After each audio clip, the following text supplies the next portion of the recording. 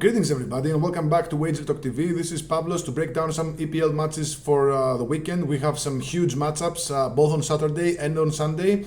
And in this video I'm gonna do the Chelsea versus Man United on Saturday. I'm gonna do the Merseyside derby between Everton and Liverpool on Sunday, and of course the big one, the one that will decide the title probably, the match between Man City and Arsenal on Sunday.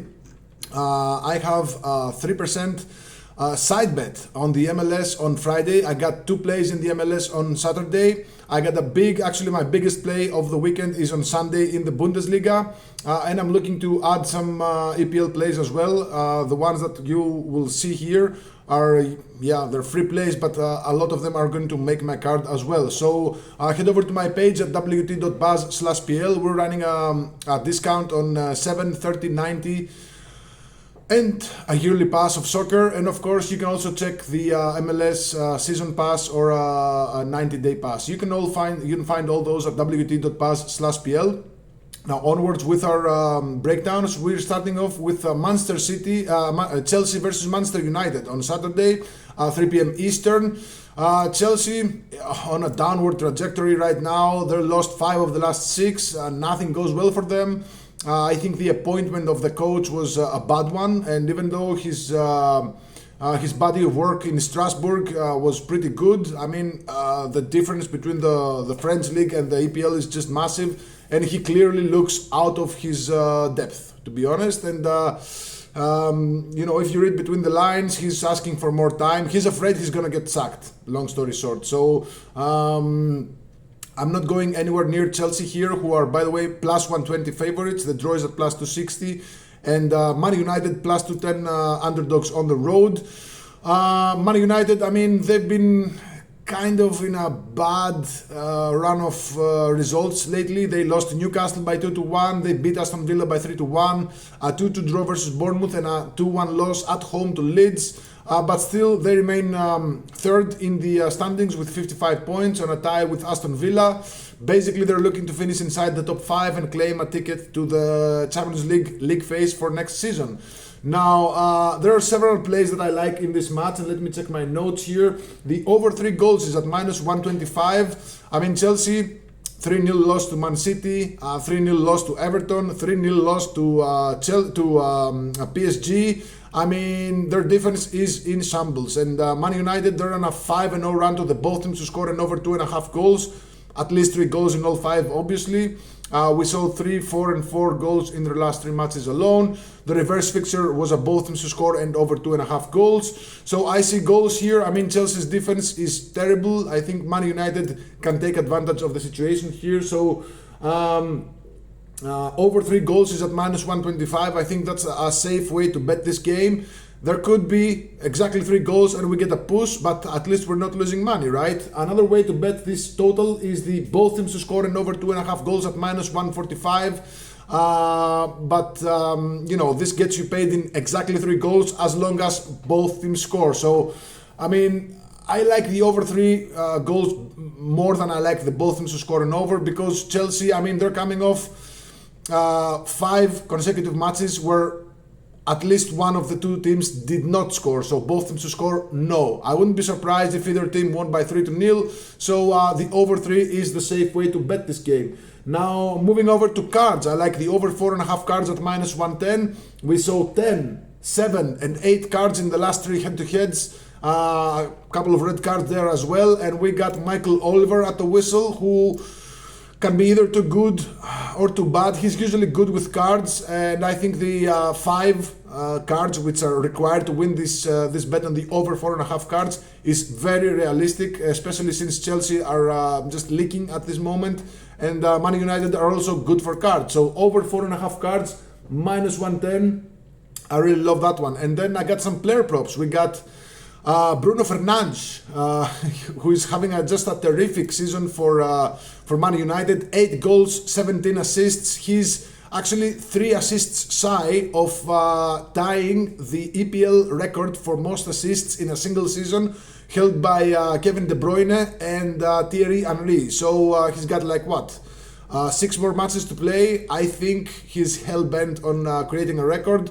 And again, with Man United not playing in any international competitions this season. He's focused on the EPL. So he's either scored or assisted in 13 of the last 16 matches, domestic matches, actually with Man United.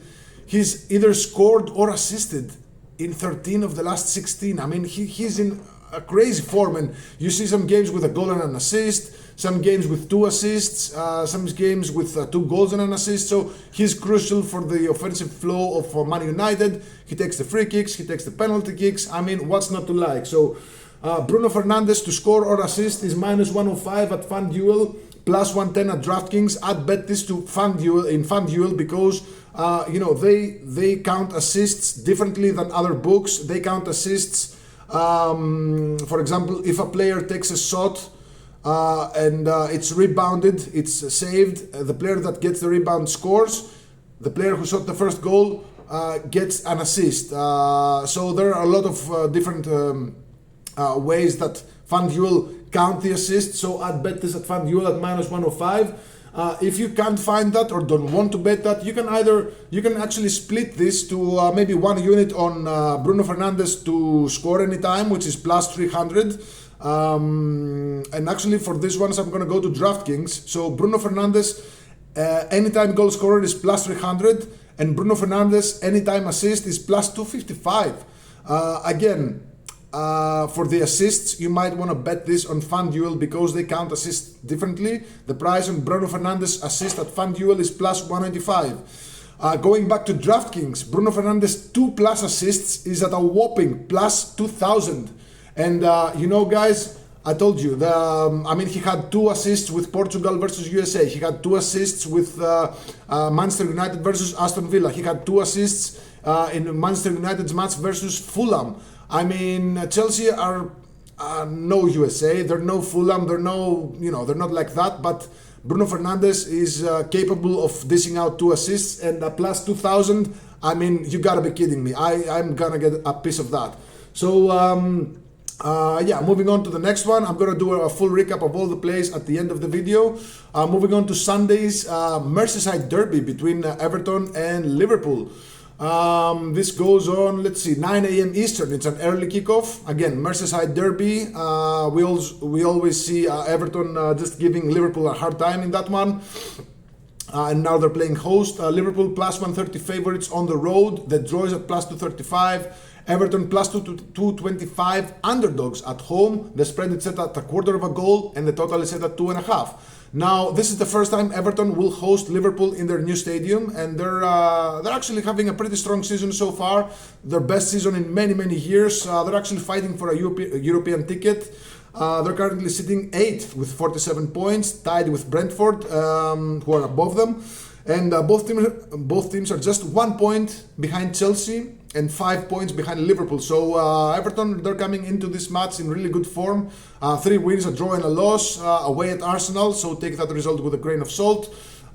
They'll look to extend Liverpool's misery here. And they traditionally, they kept these matches tight, especially at home, where they're unbeaten in the last 3 with 1 win and 2 draws. They lost just 1 of the last 8.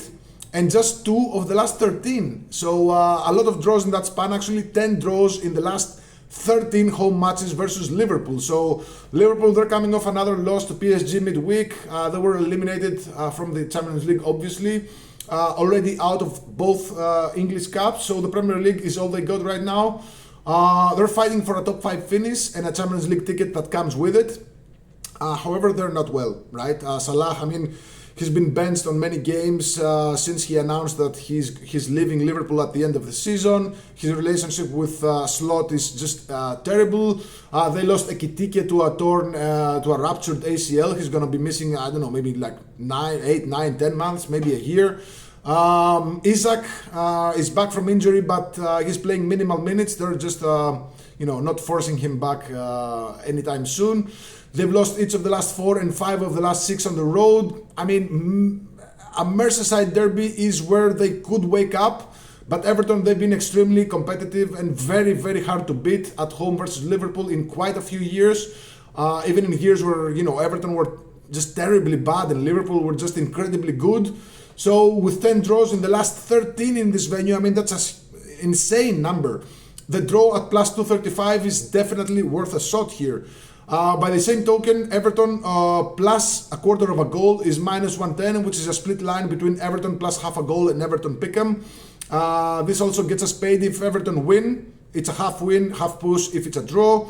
This bet only loses if Everton lose, but if you think Liverpool are gonna win, just take the plus 120, plus 130 on the money line, right? I'm not even looking at Liverpool to win this game at this point in time. But if you're a die-hard Liverpool fan or whatever, if you like Liverpool plus 130, just take it. But I'm not. I'm just going the other way. Now, I have some first half plays as well. Everton, they have the fourth best first half record with 13 wins, 10 draws and 9 losses.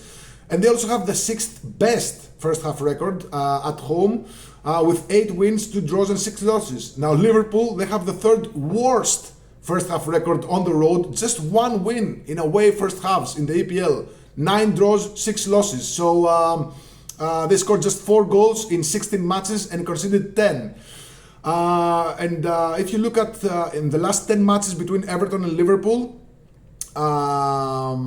their only first half loss was they actually lost just one. They're 1 win, 1 loss and 8 draws in the last 10 head-to-head in this venue. And their only loss came in the 2021-2022 season, which was one of Liverpool's best seasons in recent memory.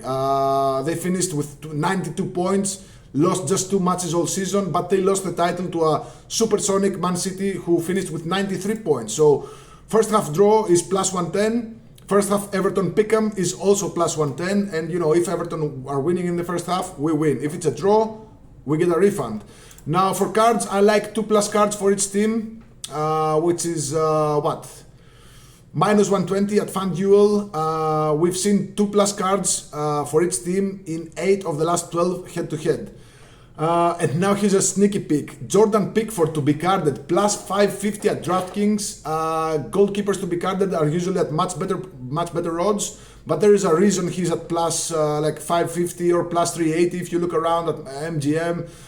This is a goalkeeper known for time wasting, and if Everton are winning, or even even if it's a draw late in the game, it's a mathematical certainty that he will waste time. And there is also a possibility of him getting carded for a foul, which he did last week versus Brentford. He forced a penalty kick at the 2nd minute, got carded. He's quite hot-headed, getting carded for dissent versus Man United in late February, also carded for time wasting versus Fulham.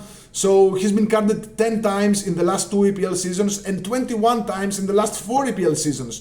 And this referee is a referee that cards people for dissent and time wasting. A prime example was in the Europa League earlier in the season, where he gave out 9 cards. 2 of those cards were for time wasting, 4 were for dissent. He also carded Everton's Alcaraz for dissent in a match against Leeds earlier in the season. He carded Liverpool's Van Dijk, Chelsea's Estevao, and goalkeeper Sanchez. So, long story short, Jordan Pickford to be carded is plus 550. This might be better for a live betting if you have access to those lines, because I'd still bet it pre-game, to be honest. So before our final game, which is Man City versus Arsenal, I want to invite you guys to like and subscribe to our channel. Drop a comment below. Let me know what you think about these games. I'll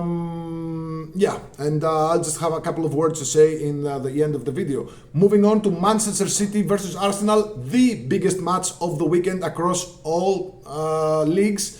Now, are you ready for a crazy stat? Because this one is bonkers.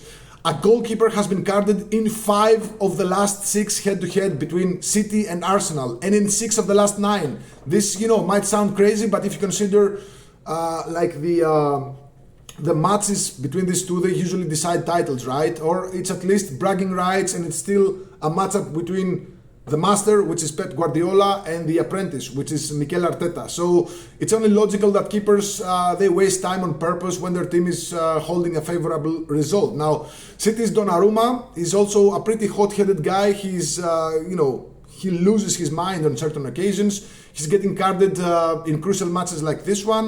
He got carded in Italy's World Cup knockout versus Bosnia. He got carded versus Real Madrid in the Champions League and versus Arsenal earlier in the season. So he's got 8 yellow cards in 37 matches for Man City this season, and I wouldn't be surprised to see him carded, getting carded, whether City, winning, whether City are winning or not. He can get carded for time wasting if City are winning. He can just as easily get carded for, just bickering with other players. So Donnarumma to be carded is plus 550 at DraftKings and plus 375 at Bet365. This definitely goes into my books, and by the same token, Arsenal's Raya, David Raya, has much fewer cards, just one in the season opener versus Man United. Arsenal were 1-0 up and he was carded for time wasting. So, and last season he also got carded in a 1-0 win versus Newcastle for time wasting again. And then again in the Champions League versus Real Madrid and versus Sporting. Also with the national team, with Spain. So he's not as hot-headed as Donnarumma. But this betting system works and makes sense if you get an equal stake, like for example 1 unit on Donnarumma and 1 unit on Raya. So Raya to be carded is plus 500 at DraftKings and plus 475 at MGM. Again, this system works if you bet both of them. And reminder that a goalkeeper has been carded in 5 of the last 6 head-to-head and in 6 of the last 9. I love these bets, guys. I love it. And I know, not all of you have access to this bet, so I'm gonna give you also a total. Oh my God, somebody's calling me. I'm gonna give you guys a total under 2.5 goals at minus 120. I think this is gonna be a cagey match between, again, two very similar-minded coaches.